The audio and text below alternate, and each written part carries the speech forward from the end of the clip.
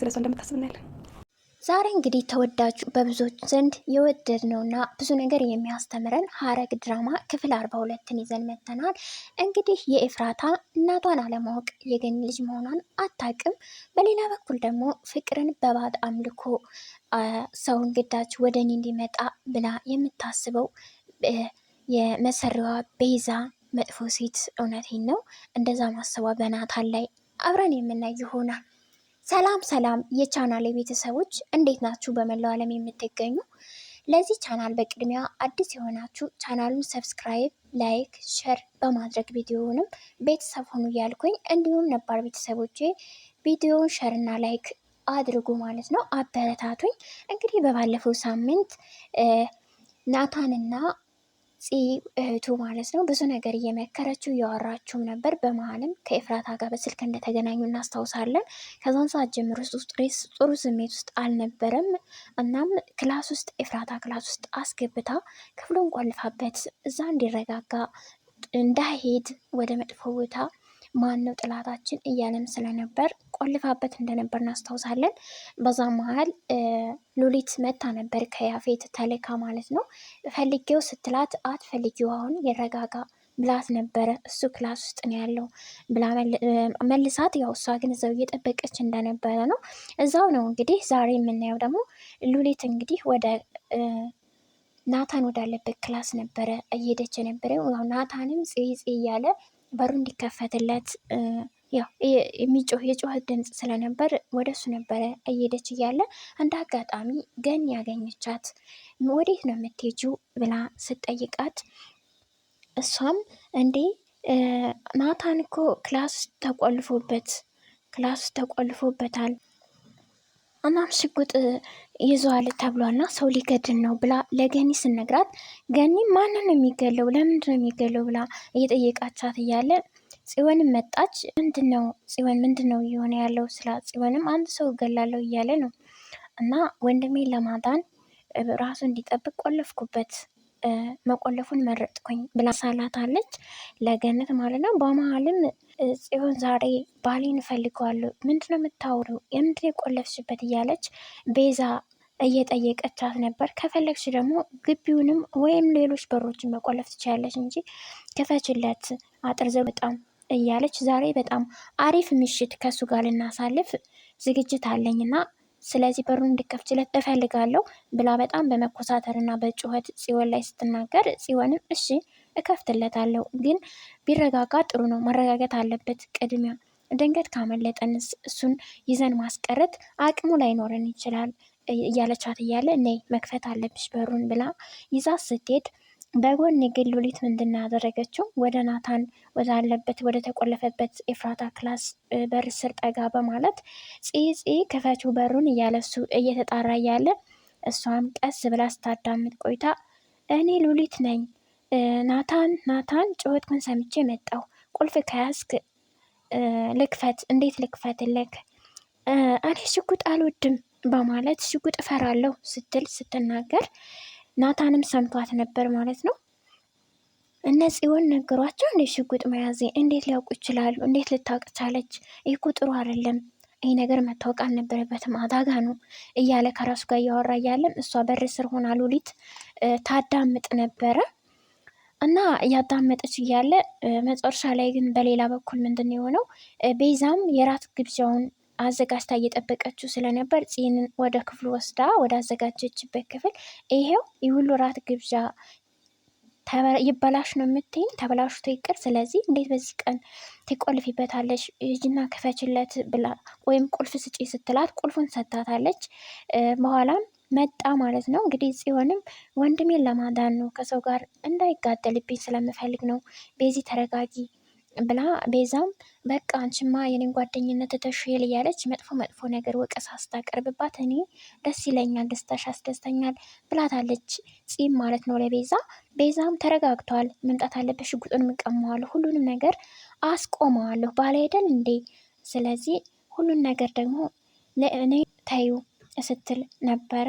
ደግሞ ኤፍራታ ከነመፈጠሯ ረስቷት እኔም ብቻ እንዲያስብም አደርገዋለሁ ስትላት ጽዮንም ከሆነማ በጣም ደስ ይለኛል ይሆንልሽ ብላ ነበር የመላት። እና ጥሩ ስሜት የሚሰማው አይመስለኝም ስትላት ለዛ ነው እንጂ እኔ ብላ ቁልፉን ሰጣት ነበረ።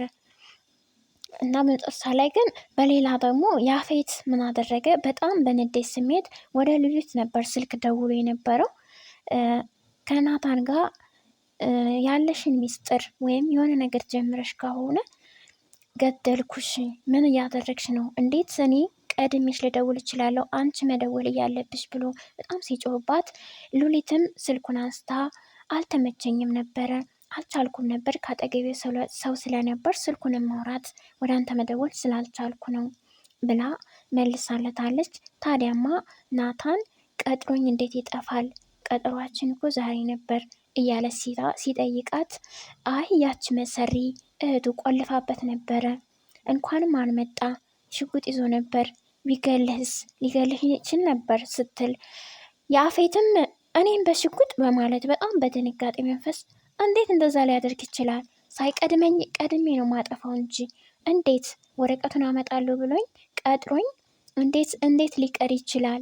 እያለ በጣም በንዴት ያለውን ነገር ሁሉ ነው አሳጠዋለሁ እያለ በንዴት ከራሱ ጋር ማውራት ጀመረ። ስልኩንም ከዘጋው በኋላ እና ቤዛን ናታንን ወደ አዘጋጀችው እራት ግብዣ ቁልፉን ከተቀበለቻ በኋላ ይዘው ሂዳ ነበር።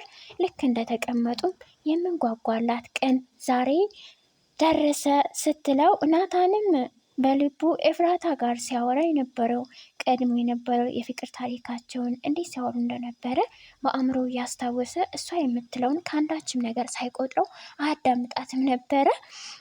ግን ናታም በጣም ምንድን ነው እያናገርኩ ምን ሆነሃል እያለችም ስትጠይቀው ነበር። ናታንም በጣም ይቅርታ፣ ልብሽን መስበርም አልፈልግም፣ አንቺን መጉዳትም አልፈልግም፣ አልቻልኩም፣ ልወድሽ በፍጹም አልቻልኩም ቤዛ ተኝ ሲላት መልስ ሰጥቷታል ማለት ነው። እሷም ለምን እንዴት አሁንም ከእሷ ጋር እስካሁንም ስለ እሷ ነው የምታስበው? በል አሁን እንግዲህ ምሽታችን እንደምቅ እናድርገው፣ እየጠጣን አለማችን እኛ እናስመስለው፣ እየበላን የተዘጋጀው ምግብ ብላ ያው አንድ ጉርሻ አጉርሰዋለች ማለት ነው ለናታን ቤዛ። እሱም አንድ ጉርሻ ጎርሷል። በሌላ በኩል ዳጊና ኤፍራታ አብረው ሲያወሩ ነበረ ስለ ፍቅር ህይወት። እውነተኛ ፍቅር በአንቺና በናታን አየሁ ሲላት ፍቅር ደስ ይላል በማለት ኤፍራታም ለዳጊ መልሳለታለች ማለት ነው። በጣም ነው ደስ የሚለው። እናም ናታን እኔ አሁን ላይ ስታስበው ያፈቅረኛል ብለህ ታስባለህ ዳጊ? እንደ ድሮ እስከ ተበላሽ ማንነቴ አረ ይተወኝ ይሆን ወይስ ያፈቅረኛል እያለች ስትነግረው፣ ዳጊም ናታን በአንቺ ተስፋ መቼም አይቆርጥም፣ በጣም ነው የሚወድሽ። እናም ዳጊ ስለ ፍቅር ህይወታችሁ እንዴት ትገላለጹ ነበር እስኪ ንገሪኝ ሲል ጠይቋት ነበር። ኤፍራታም ሁሉን ትዝታዎችን በሙሉ ወደኋላ ተመልሳ ለዳጊ ስታጫውተው ዳጊን በጣም በስሜታዊ ደስ በሚል ስሜት ውስጥ ሆኖ ነበረ ሲያዳምጣት የነበረው። እሷም ስታወራው ያን ታሪክ በቃ ኢማጅን እያደረገችው በጣም ደስ እያላት ነበረ ታሪኩን ለትውስታውን ለሱ ስትነግር የነበረው። ሌላው ደግሞ ገኒም ያው ለጽዮን ለምን ናታን ሰው ያጠፋል? ለምንድን ነው ሰው የሚያጠፋው እያለች ስጠይቃት ነበር። ጽዮንም አሁን ተረጋግቷል፣ እኔም ብዙ ነገሮችን መክረዋል ወንድሜን እያለች ብዙ መልስ ሰጣት።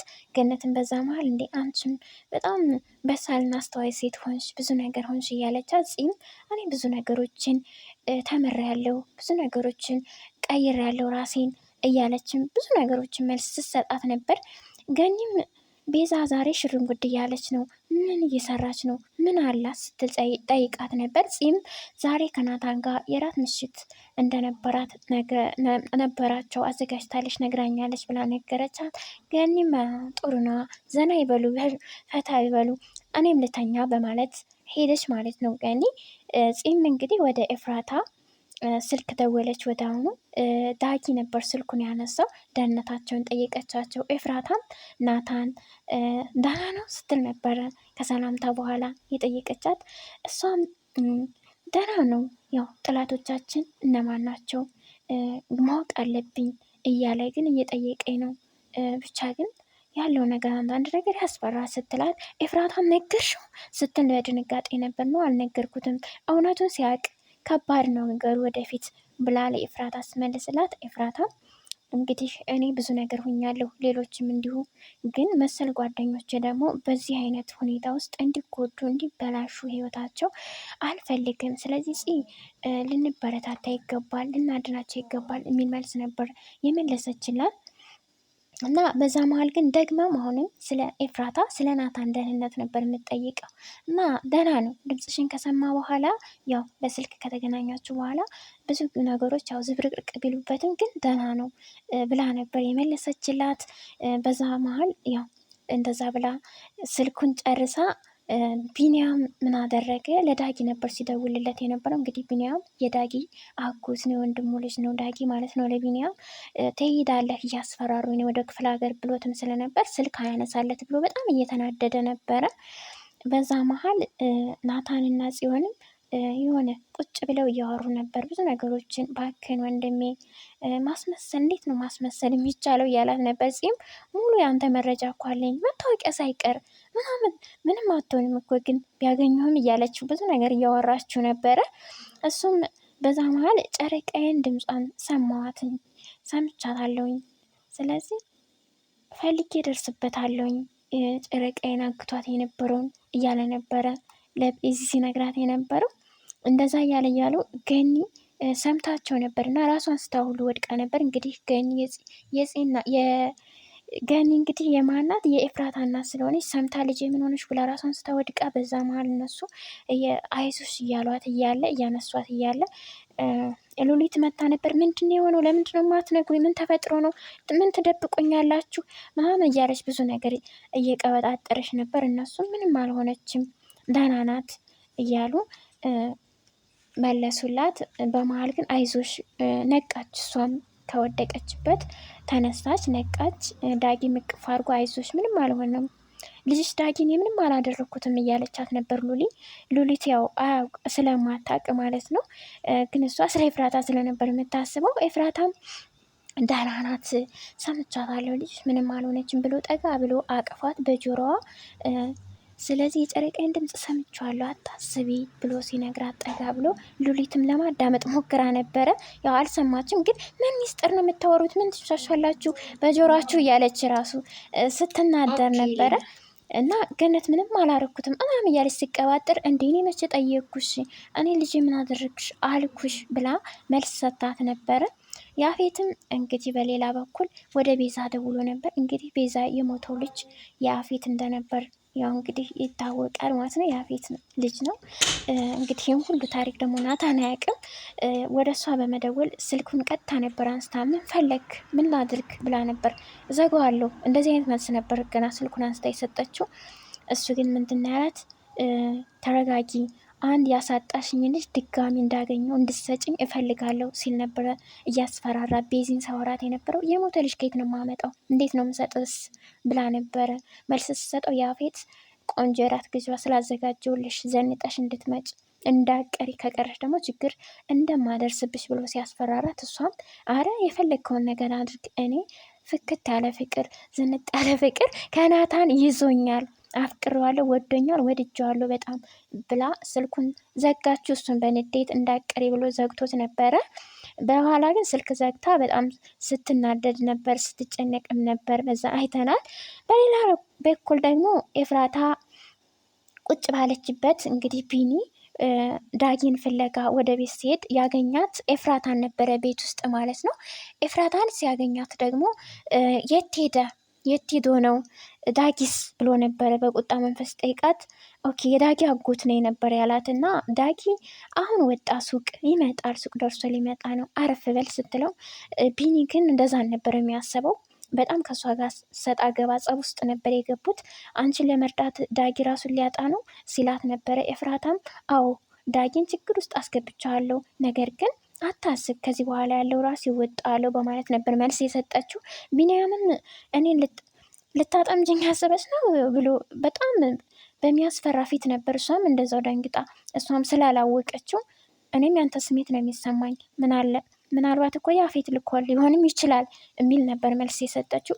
እንግዲህ ያፌት በጣም ድብቅ ሰው ነው ታውቂያለሽ እያላት ነበር። የስ አውቃለሁ ድብቅ ሰው ነበረ ብላ ነበረ። እንደሱ አይነት ሰው የለም። ተመሳሳይ መልስ ነበር ለሱ የሰጠችው። ቢኒያምም ዳጊን መደበቂያሽ አይደለም፣ መቼም ዳጊን አያፈቅርሽም። አንቺ እሱ እኮ በጣም ልጅ ነው፣ አንቺ ትልቅ ሰው ነሽ። እሱ ስለ ፍቅር ጓደኝነት ነበር ሲያስብ የነበረው እና ኤፍራታም እሱ ንጹሕ ወንድሜ እንጂ እኔ የፍቅር ጓደኛ አይደለም ብላ ነበር ለቢኒያም መልስ የሰጠችው።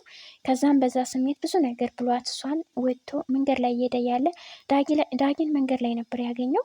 ቀጥታ በቁጣ መንፈስ ነበረ ምንድን ነው እያለ እሱ ጋር ጭራሽ ልብሱን ይዞ ምናምን ሊመታው ሁሉ አይነት አክታ ያደረገበት ነበር። ዳጊም ባክህን ከኔ ውጭ ለማንም አትናገር ባክህን ቢኒ እያለ እየለመነው ነበር። እሱ ደግሞ የገፈታትረው ነበረ ነገሩን እውነታውን ሳያውቅ ማለት ነው። ሌላ ሰው ይርዳት እንጂ አንተ ምን አገባና ምን ባይነህና ነው ከቤት እሷን የምታስገባት የምታኖራት ከአንተ ጋር እያለ ብዙ ነገር እንዴት መሸሸጊያ ትሆናታለህ ሲለው፣ ዳጊም እሷ በእኔ ህይወት ውስጥ ትልቅ ቦታ ያላት ብዙ አመት ጠብቃት የነበረች ናት እኮ ብሎ ሲመልስለብኝ በጣም ነበር የተናደደው። እሱ የሚያስበው ያው ሌላ ነገር ስለሆነ ዳጊ እንግዲህ አያውቅም ኤፍራታ እህቱ መሆኑን። ዳጊ ግን ያውቅ ነበር። ኤፍራታ ግን ወንድሟ መሆኑን አታውቅም ማለት ነው። እና ዳጊ ኤፍራታ ማለት የእናቴ ልጅ ናት ሲል ነበር ለቢኒ የነገረው። የገነት ልጅ ማለት ነው ብሎ ነበር የጠየቀው። እሱም ኤፍራታ የስ ብሎ መልሶለት ነበር። ኤፍራታ ምንም አታውቅም በዚህ ነገር ላይ። በነገራችን ላይ ዳጊም ወዲያውኑ እንደዚህ አይነት ከመለሰለት በኋላ እኔ እኮ ብዙ ነገር ተናግሬያታለሁ፣ እዛ ቤት እኮ ላትቆይሉ ትችላለች፣ ልትወጣ ትችላለች እያለ መልስ ሲመልስለት በሩጫ ነበር ዳጊ ሄደውና ኤፍራታም ያው እዛው በጣም እሱ ከወጣ በኋላ እያለቀሰች ብዙ ነገሮችን ለሰዎች ስቃይና አስከፊ ነኝ እንዴ ችግር አምጭ ነኝ እንዴ እያለች ብዙ ነገሮችን ከራሷ ጋር እያለቀሰች ነበር። ዳጊም እየሮጠ ሲሄድ እንግዲህ ቢኒም ተከትሎት ነበረ። ከዛ በሌላ በኩል ደግሞ እንግዲህ ገነት ልጄ ምን ሆና ይሆን እያለች ናታና ጽዮንን እየጠየቀቻቸው ነበር። በዛ መሀል ጽዮን የሆነ ሰዓት አግቷት ነበር። ነገር ግን አሁን ላይ ደህና ሁኔታ ላይ ናት፣ ምንም አልሆነችም፣ ምንም የደበቀች ነገር የለም። ልጄን ታዲያ ለረጅም ሰዓት ስልክ አላወራትም፣ እንዴት እኔ እናት ነኝ እኔ እንዲህ ነኝ እያለች ያው በእርግጥ እሷም አታውቅም እናቷ መሆኗን ኤፍራታ ማለት ነው። ምንም አልተፈጠረም አታስቢ፣ ምንም አልሆነችም እያለ ምንም ስቃይም አልደረሰባትም። እሷ ግን ስቃይ ደርሶባት ይሆን ህይወቷ ምን ይሆን እያል በጣም ታስብ ነበር። ናታንም አንዳንድ ነገሮች ብሏት ነበር ለገኒ። አንዳንዴ ህይወት አናቃትም፣ ስንወድቅ ስንነሳ ብዙ ነገሮችን እያለ ምክር ሲሰጣት እሷም የልጄን ድምፅ ብሰማት ጥሩ ነበረ ስትል እንደዛ እያለች ነበር የምጠይቃቸው። እና አንድ ልጅ እኮ ነች፣ ስለዚህ ከዚህ በኋላ እናቷ መሆኗን ማወቅ አለባት እያለች ለቤዛና እንግዲህ ለቤዛ መጣችባቸው ማለት ነው። ለእሷ ለናታንና ለጽዮን ስትል ቤዛ መታ ደግሞ ማናት ልጅሽ የምን ልጅ ነው እያለች እንግዲህ መታ ስትደርስባቸው ሶስታቸውን በድንጋጤ ነበር ሲመለከቷት የነበረው። እንግዲህ ለዛሬ የነበረው እስከዚህ ነው። ቀጣይ እንግዲህ ደግሞ ምን ይሆናል እናየዋለን። ሀሳብ አስተያየታችሁን ጻፉልኝ። ሸር ላይክ አትርሱ። ቤተሰብ ሰብስክራይብ አድርጉ ቻናሉን። አመሰግናለሁ።